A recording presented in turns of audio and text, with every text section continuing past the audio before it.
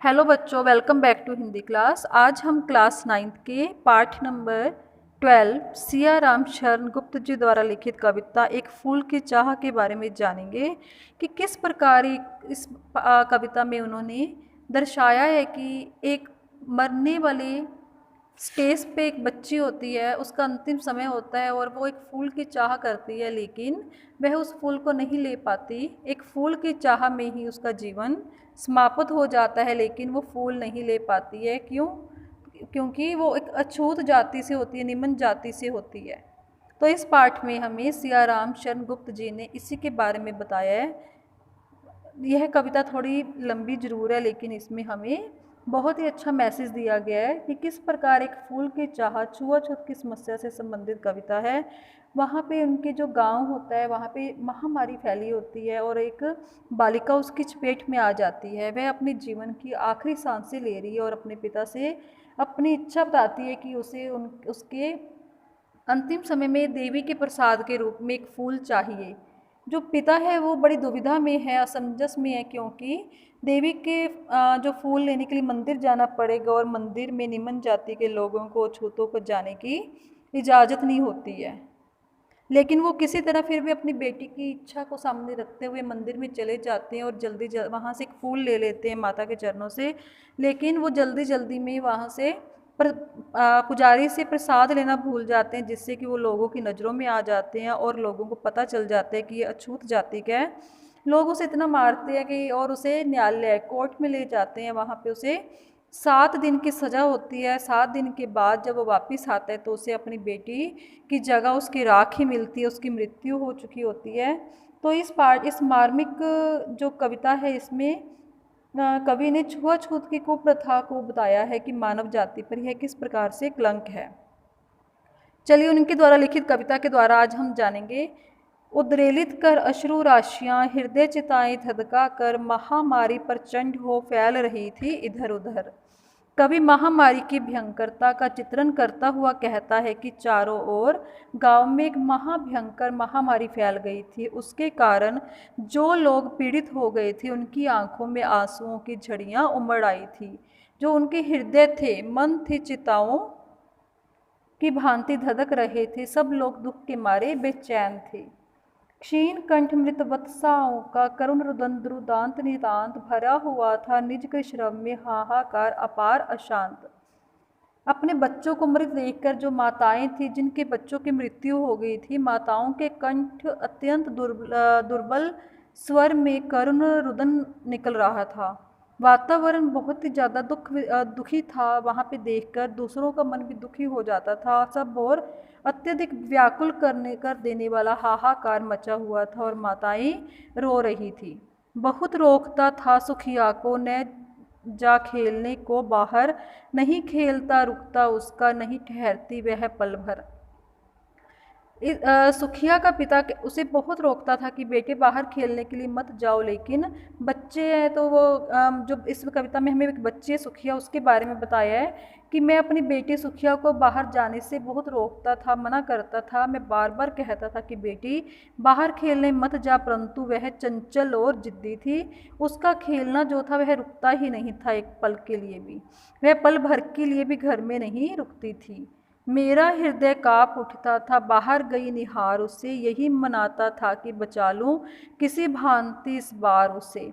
मैं उसकी चंचलता को देखकर भयभीत हो उठता था, मेरा मन काँप जाता था। मैं हमेशा यही कामना करता था कि किसी तरह अपनी बेटी सुखिया को महामारी की चपेट में आने से बचा लूँ। जिस प्रकार अब हमने भी अब कोरोना का जो समय देखा है, कोरोना भी क्या था, एक प्रकार की महामारी। भीतर जो डर रहा छिपाए, हाय वही बाहर आया। एक दिवस सुखिया के तनु को ताप तप्त मैंने पाया। सुखिया का पिता इस काव्यांश में बताता है कि कहता है कि मुझे अफसोस है, मेरे मन में जिस चीज़ का डर था वही चीज़ मेरे सामने आ गई। एक दिन सुखिया महामारी की शिकार हो गई और आखिरकार वही हुआ जो मैं सोचता था। और जब वो घर आती है तो उसका शरीर जो था वो तप रहा था। ज्वर में विहल हो बोली वह, क्या जानूं किस डर से डर, मुझको देवी के प्रसाद का एक फूल ही दो लाकर। मैंने देखा कि वह बुखार से पीड़ित होकर न जाने किस अनजाने डर से वो डरी हुई थी और अपने पिता से कहने लगी कि पिताजी, मुझे माँ भगवती के मंदिर के प्रसाद का एक फूल ही लाकर दे दीजिए। क्रमशः कंठ क्षीण हो आया, शिथिल हुए अवयव सारे, बैठा था नव नव उपाय की चिंता में मैं मन मारे। सुखिया का पिता महामारी से ग्रस्त सुखिया की बीमारी बढ़ने का वर्णन करता हुआ कहता है कि धीरे धीरे महामारी का प्रभाव बढ़ने लगा। सुखिया का गला जो था घुटने लगा, मतलब उसको सांस लेने में दिक्कत होने लगी। आवाज़ उसकी धीरे हो गई थी और शरीर के सारे अंग ढीले हो गए थे। मैं चिंता में डूबा हुआ निराश मन से उसे ठीक करने के नए नए उपाय सोचने लगा। होता है ना कि जब हम किसी चिंता में होते हैं, कोई बीमारी होती है, कोई कष्ट होता है, तो हम नए नए ढंग सोचते हैं कि किस प्रकार से हम उस कष्ट से बाहर निकल सकते हैं। जान सका ने प्रभात सजग से, हुई अलस कब दोपहरी, स्वर्ण घनों में कब रवि डूबा, कब आई संध्या गहरी। इस चिंता में मैं इतना डूब गया कि मुझे पता ही नहीं चल सका कि कब सुबह की हलचल समाप्त हुई और कब आलस भरी दोपहर आ गई, कब सूरज सुनहरी बादलों में डूब गया और कब गहरी सांझ हो गई। सभी ओर दिखलाई दी बस अंधकार की ही छाया, छोटी सी बच्ची को ग्रसने कितना बड़ा तिमिर आया। तो जो सुखिया है वो कहते, सुखिया का पिता सुखिया की बीमारी के कारण निराशा का वर्णन करता है। कहता है कि सुखिया की बीमारी के कारण मेरे मन में ऐसी निराशा छा गई थी कि मुझे चारों ओर अंधेरे की ही छाया दिखाई देने लगी। मुझे लगा कि मेरी नन्ही सी बेटी को निगलने के लिए इतना बड़ा अंधेरा चला आ रहा है। ऊपर विस्तृत महाकाश में जलते थे अंगारों से, झुलसी सी जाती थी आंखें जगमग जगते तारों से। जिस प्रकार खुले आकाश में जलते हुए अंगारों के समान तारे जगमगाते रहते हैं, उसी भांति सुखिया की आंखें बुखार के कारण जली जाती थी और वह बेहद बीमार थी। देख रहा था जो सुस्थिर हो नहीं बैठती थी क्षण भर, हाय वही चुपचाप पड़ी थी अटल शांति सी धारण कर। सुखिया का पिता अपनी बेटी सुखिया की बीमारी के कारण दुर्दशा का चित्रण करता है कि मैं अपने सामने ही देख रहा था कि मेरी बेटी जो एक मिनट के लिए भी टिककर नहीं बैठती थी और वह अब कैसे शांति की मूर्ति बनी चुपचाप बिस्तर पर पड़ी है।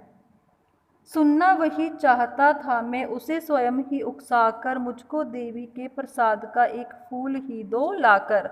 कहते कि मैं उसके मुँह से ये सुनना चाहता था फिर से कि पिताजी, मुझे देवी के प्रसाद का एक फूल ही लाकर दे दो।